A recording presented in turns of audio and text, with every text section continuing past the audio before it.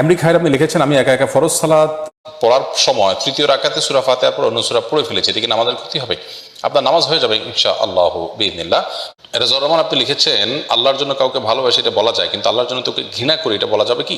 আল্লাহর জন্য কাউকে ভালোবাসলে তাকে প্রকাশ করে দেওয়া সুন্নাহ, যে আমি তোমাকে আল্লাহর জন্য ভালোবাসি, এটা বলাটা উত্তম, প্রকাশ করে দেওয়াটা সুন্নাত। নবী সাল্লাল্লাহু আলাইহি ওয়াসাল্লামের নির্দেশনা রয়েছে, কাউকে ভালোবাসলে বলে দিও যে তুমি তাকে আল্লাহর জন্য ভালোবেসেছো।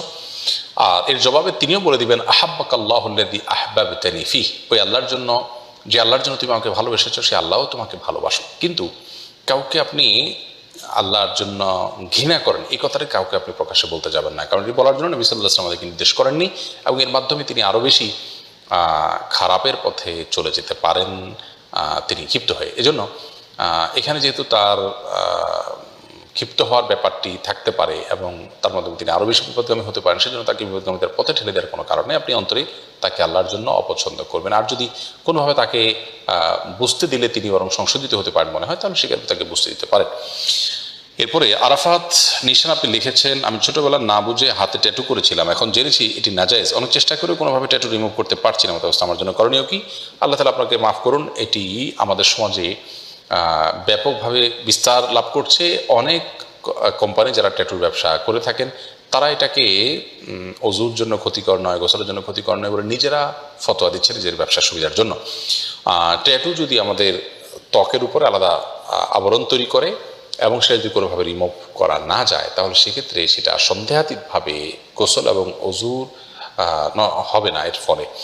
তো আপনি ছোটবেলা যদি এরকম করে থাকেন এবং এটাকে রিমুভ করার যত পথ আছে সবগুলো অবলম্বন করছেন, কোনোভাবে ধরতে পারছেন না, বা এটা রিমুভ করার কোনো উপায় যদি আদৌ না থাকে, তাহলে সেক্ষেত্রে আশা করা যায় আল্লাহ রাব্বুল আলামিন আপনাকে মাফ করবেন আপনার কৃতকর্মের কারণে, যেহেতু কৃতকর্মের প্রতি কারণে তওবা করার কারণে, কারণ যা করেছেন সেটাকে যেহেতু আর রিকভার করার কোনো সুযোগ নেই, এই জন্য আল্লাহর কাছে শুধু তওবাই হলো আপনার মূল অস্ত্র, এবং সেই সাথে আপনি এই অবস্থায় নামাজ অব্যাহত রাখবেন। আর যদি কোনো উপায় থাকে, ন্যূনতম সেটা যদি কষ্টকর হয়, সেটা যদি কস্টলি হয়, আপনাকে সেটাই রিমুভ করার চেষ্টা করতে হবে, না হলে আপনার ওযু নামাজ হবে না।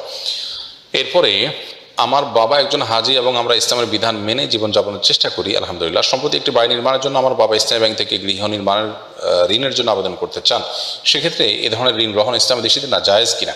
ইসলামী ব্যাংক থেকে যদি আপনি ঋণ নেন শরিয়া ভিত্তিক ঋণ, তাহলে সেক্ষেত্রে সেটা শরিয়া ভিত্তিক ঋণ হওয়ার জন্য যা যা দরকার সেটা ইমপ্লিমেন্ট করা হচ্ছে কিনা, যেমন সেখানে আপনাকে জিনিসপত্র কিনে দিচ্ছে কিনা, তারা কিনে দিয়ে হ্যান্ড ওভার করে দিচ্ছে কিনা, এরপরে সেটাকে আপনার অতিরিক্ত মূল্য ধরে তারা সেটাকে কিস্তি আকারে নিচ্ছে কিনা, এই বিষয়গুলো আপনি নিশ্চিত করাটা আপনার দায়িত্বের অংশ। সেটা যদি আপনি করেন তাহলে সেক্ষেত্রে এটি আপনার জন্য জায়েজ হতে পারে। সাধারণত ঢালাওভাবে কাগজে কলমে ইসলামী ব্যাংকিং, কিন্তু ইসলামী ব্যাংকিংয়ের জন্য যা দরকার সেটা ফিল্ডে যদি না হয়, বাস্তবিতে না হয়, তাহলে সেক্ষেত্রে সেটি তো না জায়েজ হবে। অতএব এটি আপনার দায়িত্বের ব্যাপার, মৌলিকভাবে আপনি যদি দায়িত্ব নিয়ে এটা করতে পারেন তাহলে এটা জায়েজ হতে পারে।